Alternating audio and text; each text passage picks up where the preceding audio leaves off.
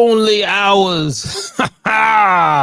Love and despair, to be loved, to be loved. How did Eddie say? Oh, what a feeling to be loved. All you're missing was somebody in the New York streets say, I mean, people did say shut the fuck up and stuff like that, but he should have said, thank you. You shut the fuck up, is what he should have said. If you know what movie that is, put in the comments. I'm the Dad Panther, writer, streamer, content creator, master of none. Another episode from the Critics Collective, but there's love in the air for a lot of people. And some people use a gas mask because they don't want to catch that shit because it's contagious, probably like baby fever. But we're going to talk about episode 1, season 9 of Love is Blind. All right, I'm gonna talk about the highs and lows. I'm gonna tell you at the end, stay with me. I'm gonna tell you at the end what blew my fucking mind. At the end, I'm gonna tell you about episode 1, why it blew my mind. But until we get in that, I'm gonna go through the highs and lows, some call outs, and then we're gonna go ahead and rate this episode. First, I need to tell you how we got here, because you're like, season 9, 25 subscribers, 25,000 subscribers later, and you're like, wait, I'm looking, I didn't know you liked Love is Blind. There's 9 seasons. We just started a new one October 1st. I never saw, there was no live stream and nothing. I blame this on Tyler Perry. This is Tyler Perry's motherfucking fault. I've watched a bunch of Tyler Perry projects and movies. We got reviews for him, right? And I saw Divorce Sisters, and it got me. I just saw a picture and I just clicked it, and I finished that season. There's only 1 season. Then I went ahead and I started doing the sisters in general. Respectfully, I mean, like watching the episodes, and I watched all of them. So they're done. Episodes will slowly trickle out, but it made me question, do I like soap operas? Like, I remember my mom and dad watching them and other relatives watching them. My dad would be watching like Dallas. My mom's watching General Hospitals or All My Children and stuff like that. I'm like, maybe this is what soap operas are, and I'm missing the connection of what this is. And so I said, you know what? I'm gonna watch some novellas. I remember watching novellas growing up in high school and stuff, and I was like, this is hidden. I mean, I don't know why, but I enjoyed it. I don't know. So now I'm questioning everything. So I'm gonna go back, watch some novellas, put in the comments what you think I should be watching.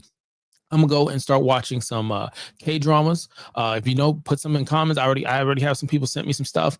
I believe there's some other countries. There's some C-dramas. There's Taiwan dramas. Thailand. I don't know. There's different kind of dramas for different countries, and I'm all for it. I'm gonna dive in. I'm about to dive in. Anyways, that brought me to this show.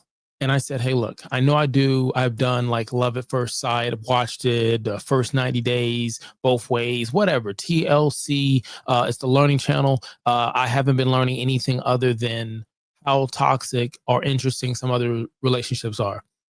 So I started to watch this, which is right now on Netflix. You can watch all episodes on Netflix. New episodes for the new season, we're 9, comes out every Wednesday at 3 a.m., if I'm correct. So, do I know anything about this show? No. Do I know anything trending and anything past? No. No clue whatsoever. I just said, okay, hit play. Let's light this candle. Now, the only thing I can think of in reality that's really close to it is I think I watched a show called Love at First Sight. And Love at First Sight was something like they had men and women do testing and talking and conversations independently, and they let some experts put them together and say, you're a perfect fit, whether it was the look or culture or education, whatever it is. You did this big questionnaire, and they said, this is the person you should spend the rest of your life with. You get a chance to meet them, go on dates, do all, no challenges or anything like that, I don't think. And then you get the choice. Do you stay married? Do you not stay married? Something like that. I don't know. So for this show, I'll start by saying the pros and the cons. The cons of this, I felt like it was too long. No, I didn't. There was too much going on. I think the timing is right. About an hour. These shows are about an hour, and I don't. With so many contestants, you're not eliminating anybody, I don't think. So yeah, I don't have a problem with that. Some of it, not some of it, all of it is reality TV, and I just don't trust reality TV. I've had an opportunity to be a part of some reality TV stuff. I have. Remember Joe Smo? That's been interesting to see kind of that. So the certain dynamics has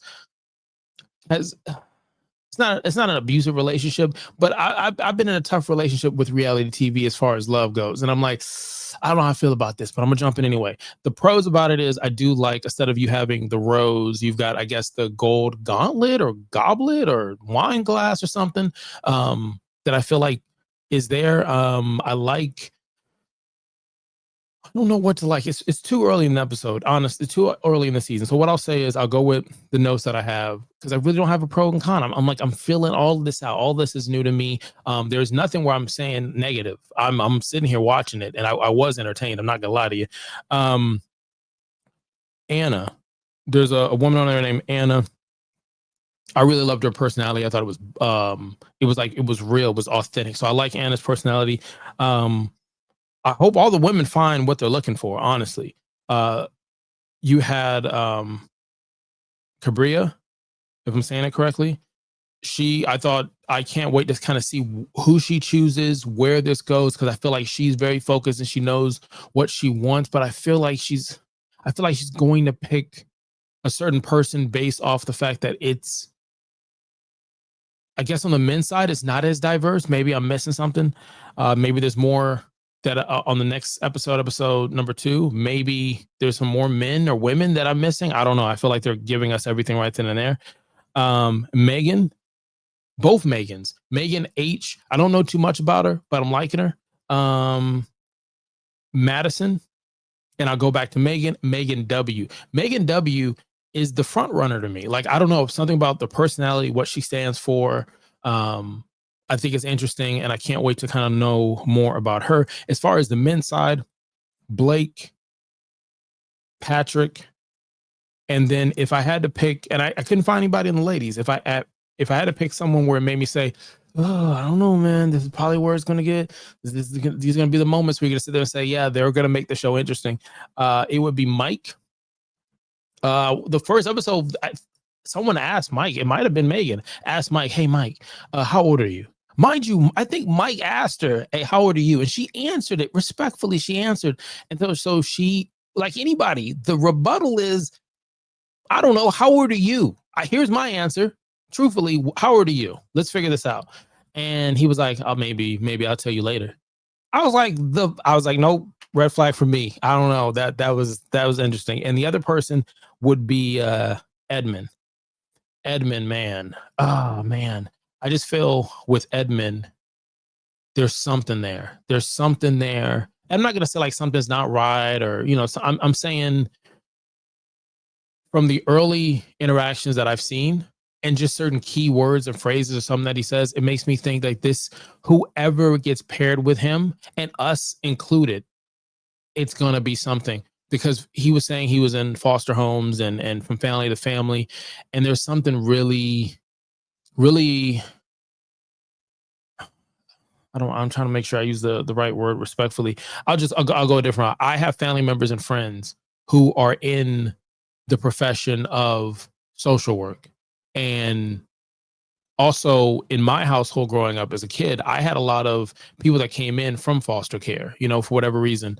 My mom and dad did an awesome job on that. And so you got a chance to see so many other kids' situation that was so different from yours, and see how it affected them, with their ability to trust, love, to cry, all these things. And so when he said that story, and also the story or the conversation of, he went to school, and so he had to do a lot of stuff, it seemed like, by himself. But then there was also stuff where it was like he was hitting the Naruto run, which is the anime where you put your hands behind your back, and you probably seen somebody in high school do it. But if you saw a grown ass man do it, I don't know. I'm just saying, I don't know. Don't get me wrong. I watch anime here at the Critics Collective. We watch a hell lot of anime, but I think in the atmosphere of I'm trying to date someone, maybe you do it to show, hey, this is who I am, love it, and I appreciate that. But I feel like his personality was like he's trying to figure out who's gonna be that person, because I think he even makes a joke like, and it didn't seem like a joke. He said something like, I tell my friends or ask my friends, you know anybody that likes me? Like it sounds like he's playing like he's joking, but he's not. He really isn't. I think we're gonna see that in this season. There was a thing where he's like, I'm done with shallow, and I'm like, I don't know what that means. We'll find out. And so one of the guys were like, hey, so what are you gonna ask the ladies? And he's like, you want to have my baby? And if you look like that, when the other thing about the producers and the editing, that's going to obviously add to the drama that is, and we're only going to get the story they're going to give us. But they held on to that image just long enough for him to be like, you could see in his face, like, I'm not playing. Like, I'm really going to ask him who wants to have my baby. And I don't feel like it's who wants to have my baby. Like, I want to start a family, a sense of emotional intelligence. I take it as he just wants sex. He just wants sex. Maybe that's just something that he's not getting, or that's what he believes, but that's what he wants. Now, moving on, Tony and Allie, if I'm saying the names correctly, there was just something there with those two. Like I said, we're going to get a story that's given to us, but the story they're giving to us, it says rom-com. And if you're looking for rom-com reviews, we got that in there, but it says rom-com, it says romantic movie. I hope it doesn't become a romantic drama. But I'm liking what those two are doing, what they're talking about. I feel like I really hope like if Tony and Allie get together, it would be Tony's choice, because I think Allie's all in. The reason why I say that is when you listen to what she's talking about, she's very in tune, not just with herself and certain things that she's dealt with being well-traveled, because I think they both come from different parts of the world as far as background with families. What I mean by that is, like, she's mentioned like things like time and dreams and things that show such a strong connection that someone can take advantage of. And so that's the thing I worry about there. But those two, out of everybody that I saw, those two, I don't think they're going to need much to figure out. I think everybody else is still figuring stuff out. So if I had to rate the episode, I would probably rate it, because here we rate from a 0 to 5 if it's first time here. 0 is horrible, 5 is excellent. Okay. And we're talking Love is Blind, season 9. I skipped all the other seasons. Do I really need them? Let me know in the comments, because I don't think I do. I don't think I do. It's like a comic book that is written by another set of artists and a new set of penmanship by the writer. So I don't think I need to watch it, but I know that you need to hit the subscribe button, like, follow, and comment for more. Notification bells on. Love is Blind, but if you don't have love, check in the description. We have some links that could substitute love for a short period of time. So I'm just saying, if you happen to click any of those, see what I did there? We might get a little kickback, and we appreciate that. But with that being said, I'm going to say it's a... what am I going to say this is? Do I want to go 3 and say it was average? I'm going to say it's a 4. The reason I'm going to say it's a 4 is I'm thinking of Love at First Sight. I'm thinking of First 90 and shows like that. I don't think you see an opportunity to ask serious questions about religion or politics, or do you want to have kids, business, what does a household look like to you? I think those are really interesting questions that we don't actually really ask until other hits the fan, or you've already said I do and walk down the door, walk down the aisle, you know what I mean? But point blank, I think that's an interesting thing to see individuals talk it out that way. So I'm going to say it's a 4, especially it's my first time watching the show. Now, I did say, before we get out of here, I'm going to say what blew my mind. And it's time for me to say what blew my fucking mind. What blew my mind was, I just realized, because my notes were kind of past tense with Tony and Allie, because when you get to the end, Tony and Allie do go to that next level. And when they go to the next level, they're showing both of them sitting there. They're dressed nice, looking good, and everybody's looking good. The fashion here, the setting is good. It's a good vibe. It feels like an upscaled Hell's Kitchen with the quarters, men and women stuff, but seems pretty cool.